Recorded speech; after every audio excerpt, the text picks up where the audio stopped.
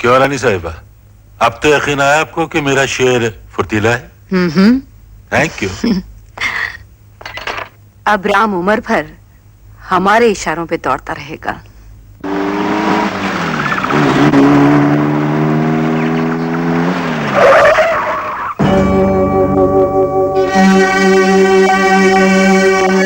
आज राम ने तुम्हारी जिंदगी पर गुनाह का एक और पैबंद चिपका दिया।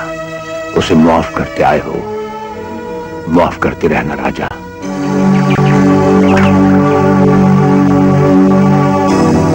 लो भाई राम, अपने हिस्से के 2 लाख रुपए, हो जाए को जश्न। रख दो कहीं। इन रुपयों की मंजिल किसी जश्न हाल तक नहीं, बल्कि कई जरूरतमंदों के दर तक है। दर तो तुम्हारे लिए खुद ब खुद खुल जाते हैं। रानी साहबा बहुत परेशान थी। कल रात जो तुमने हीरो का हार चुराया, वहां तक पहुंचना और फिर उस तिजोरी को खोलना मुश्किल ही नहीं, नामुमकिन था। लेकिन तुमने वो भी कर दिखाया। राम, तुम वाकई अपनी दुनिया के बेताज बादशाह हो। राम भले ही आपकी दुनिया का बादशाह हो, लेकिन गलियों के बादशाह राजा के साथ बात करने का साहस नहीं कर सकता। रहा रानी साहिबा को, जो राम को शेर समझती हैं, उन्हें एक मशवरा देना राम की तरफ से। शेर का मतलब समझने वाले लोग उसके पंजों पर शक नहीं करते। अब फिर उन बस्तियों में जाने की तैयारी कर रहे हो। राम, एक बात मेरे समझ में नहीं आती।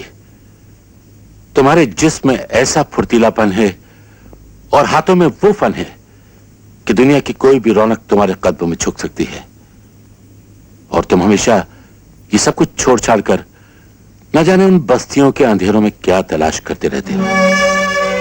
उन बस्तियों के अंधेरों में विनोद सेठ, राजा का मकसद पल रहा है, और राम की जगमगाती दुनिया से उन बस्तियों का अंधेरा कहीं ज्यादा रोशन और इबादत के काबिल है।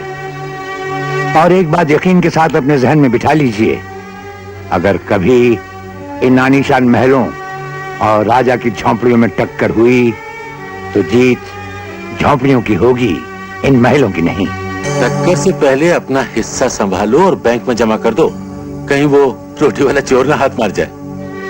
विनोद सेठ, मैंने अपनी जिंदगी के सारे खाते गरीबों के दिलों में खोल रखे हैं, जहां ये हराम की कमाई हलाल की बन जाती है, जिसे ना तो कोई ताला चाहिए और ना ही कोई चाबी। राम, पैसा चाहे हराम का हो या हलाल का, दोनों का रंग एक, बाजार में दाम एक। खैर छोड़ो, तुम नहीं समझोगे।